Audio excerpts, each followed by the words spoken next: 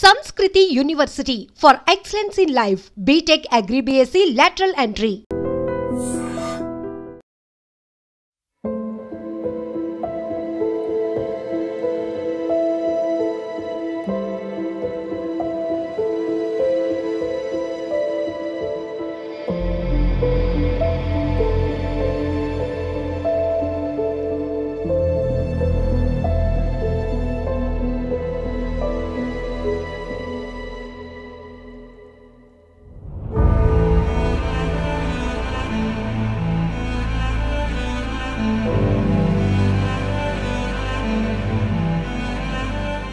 అవయవదానం మరణించిన జీవించడం అంటే అవయవదానం చేస్తే ఎంతో మందికి లైఫ్ ఇవ్వచ్చు. ఇది పెద్ద ఎత్తున ఒక ఉద్యమంలా ముందుకు వెళ్తోంది. ఎంతో మందిలో అవేర్నెస్ కూడా కలుగుతోంది. ఈ నేపథ్యంలోనే పరశురామ్ అనే 20 ఏళ్ల యువకుడు తన విధి నిర్వహణలో ప్రాణాలు కోల్పోయాడు. బ్రెయిన్ డెడ్ అయినటువంటి ఆ యువకుడి అవయవాలను మరికొంతమందికి ఇస్తూ ఎంతో మందికి ఒక లైఫ్ ఇస్తున్నటువంటి కన్న తల్లిదండ్రులు మనతో పాటు ఉన్నారు. ఇది చాలా బాధాకరమైన ఘటన అయినప్పటికీ కూడా వాళ్ళకి అసలు అవయవదానం పైన ఇంపార్టెన్స్, ఆర్గాన్ డొనేషన్ చేయడం వల్ల మరొకరికి ఎలా మనం లైఫ్ ఇవ్వగలుగుతాము అని వాళ్ళకి చెప్పినప్పుడు ఆ గుండెలు నిండా దుఃఖం ఉన్నా కూడా మనసు కఠినం చేసుకొని మరొకరికి నా కొడుకు మరొకరిలో జీవిస్తాడు కదా అని చెప్పి వాళ్ళు తీసుకున్నటువంటి ఒక మంచి నిర్ణయం నిజంగా అప్రిషియేట్ చేయాలి మనం. ప్రజెంట్ అయితే విమ్స్ హాస్పిటల్ నుంచి గ్రీన్ ఛానల్ ద్వారా ఆర్గాన్స్ అయితే వివిధ హాస్పిటల్స్కు పంపడం జరిగింది. పరశురామ్ వాళ్ళ పేరెంట్స్ మనం అందరూ ఉన్నారు, ఒకసారి మాట్లాడదాం. అమ్మ క్షమించండి, ఏమనుకోవద్దు, కానీ ఈ గొప్ప నిర్ణయం తీసుకున్నారు. మీకు చెప్పారా బాబు ఇలా బ్రెయిన్ డెడ్ అయినా కూడా మిగతా వాళ్ళకి ఆర్గాన్స్ ఇస్తే వాళ్ళకి ఒక లైఫ్ ఇచ్చిన వాళ్ళు అవుతారు? ఏమైంది అసలు బాబుకి? ఏ ప్రమాదం? బాబు పనికి వెళ్ళాడు, ఏమైందో కూడా తెలీదు. తర్వాత కబురు వచ్చింది. కబురు రాగానే పడిగొట్టి వచ్చినప్పటికి బాబు అక్కడ ఉన్నాడు, హాస్పిటల్లో ఉన్నాడు. ఆ హాస్పిటల్ నుంచి హాస్పిటల్ షిఫ్ట్ చేసా.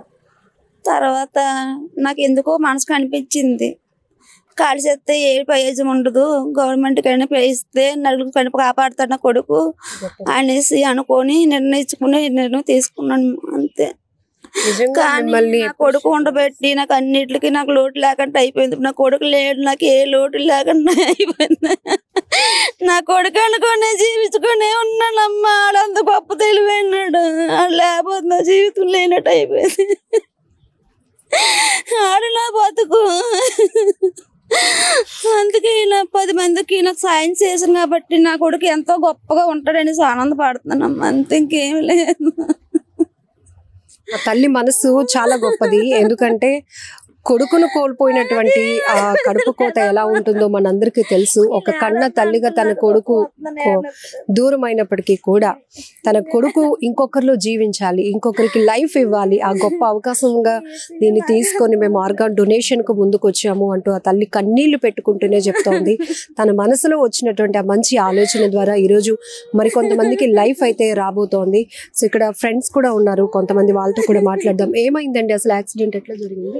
యాక్చువల్గా తను పెయింటింగ్ వర్క్ చేస్తూ ఉంటాడు. గత 2 రోజుల క్రితం తను వర్క్కి వెళ్తూ వర్షం పడడం కారణంగా డ్రమ్ స్లిప్ అయి కింద పడిపోయాడు. అది మనకు తెలిసిన ఇన్ఫర్మేషన్. తనతో పాటు ఒక కోవర్కర్ కూడా వెళ్ళడం జరిగింది.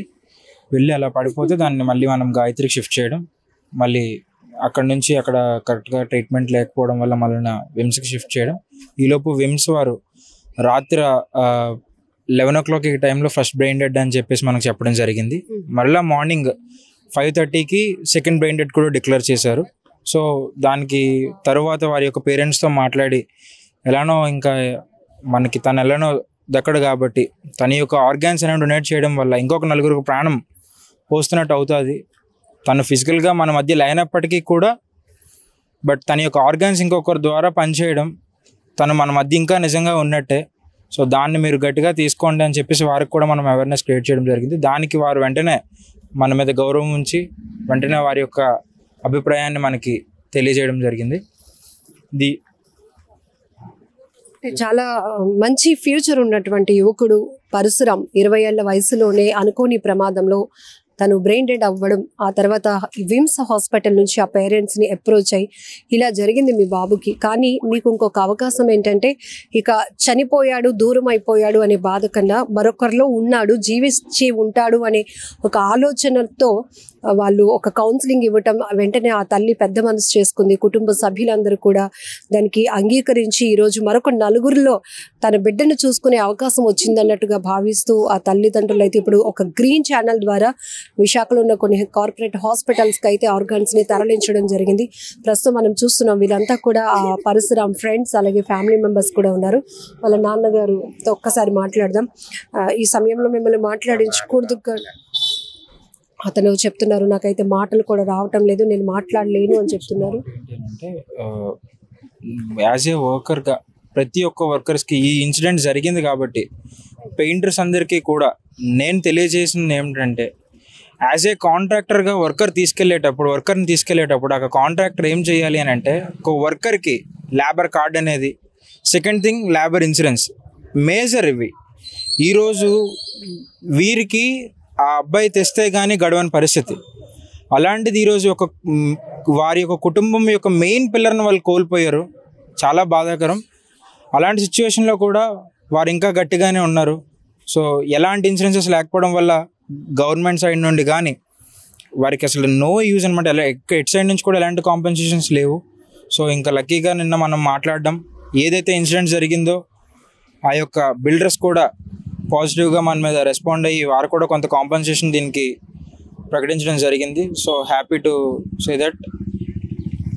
వారందరికీ కూడా నేను పెయింటర్స్కి రిక్వెస్ట్ చేస్తుంది ఏంటి అని అంటే, దయచేసి మనం పోయేటప్పటికీ కూడా ఫ్యామిలీకి ఎంతో కొంత యూజ్ అవుతుంది. Like that health insurance insurances ఏమైనా చేయించుకుంటే ఇలాంటి సిచ్యువేషన్స్లో ఏదైనా జరిగేటప్పుడు అది ఖచ్చితంగా ఉపయోగపడుతుందని.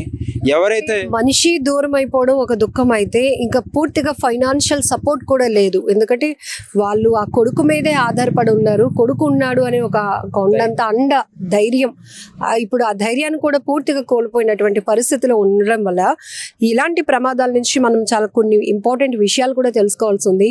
మనుషులు దూరం అవుతారు, ప్రమాదాలు ఎప్పుడు ఎలా జరుగుతాయో ఎవరు ఊహించలేం, కానీ ప్రాణాలు పోతున్నటువంటి పరిస్థితులు. కానీ ఆ తర్వాత కుటుంబానికి భరోసా ఏంటి, ఎవరు ఆసరాగా నిలుస్తారు అనేది పెద్ద ప్రశ్న. ఇప్పుడు ఈ వయసులో వీళ్ళు ఏదైనా పని చేసుకొని వాళ్ళని వాళ్ళు పోషించుకోవాలన్నా కూడా ఆ పరిస్థితి లేదు. సో మినిమం ఇప్పుడు ఈ పర్సన్ చెప్తున్నట్టు అది పెయింటర్సా ఇంకొకట అని కాదు, కానీ మినిమం మనం ఒక వర్కర్గా పనిచేస్తున్నామంటే కనీస భద్రతతో పాటు కుటుంబానికి కావాల్సినటువంటి ఒక ఆసరాన్ని కూడా మనం కల్పించే ఏర్పాట్లు చేసుకోవాల్సిన అవసరం ఉంది. సో కాంట్రాక్ట్ బేస్లో వర్క్ చేస్తున్న ఎవరైనా కూడా దీనిపైన కూడా కాస్త దృష్టి పెట్టాల్సిన అవసరం ఉందని కూడా ఇక్కడ చెప్తున్నారు. ఏదేమైనా ఒక బాధాకరమైన ఘటన జరిగింది, కానీ ఇంకొక వైపు పరశురామ్ మరొక నలుగురిలో జీవిస్తూనే ఉంటాడు అనటంలో ఎలాంటి డౌట్ కూడా లేదు. బట్ ఆ కుటుంబానికి ప్రగాఢ సానుభూతి తెలియజేస్తూనే ఆ దేవుడు మనోధైర్యాన్ని ఇవ్వాలని మనం కూడా మనస్ఫూర్తిగా కోరుతున్నాం. నిజంగా ప్రస్తుతం ఉన్నటువంటి సమాజం దేనికి ప్రయారిటీ ఇస్తుంది? ఆర్థిక సంబంధాల చుట్టూ మాత్రమే తిరుగుతుంది. మళ్ళీ ఎన్నికలంగానే చాలా విరక్తి కలుగుతాం. మంచి అనిపిస్తుంది కదా, లేడీస్ కూడా ఛాలెంజింగ్ జాబ్స్ చేసినప్పుడు చాలా బాగుంటది. ట్రాఫిక్ అసిస్టెంట్స్ గా నియమించిన ట్రాన్స్జెండర్స్ అందరితో సాల్యూట్ చేయించుకుంటున్నారు. ఫుడ్ డెలివరీ ఇవ్వటానికి వెళ్ళినటువంటి డెలివరీ బాయ్ అనిల్ పై కళ్ళ ముందు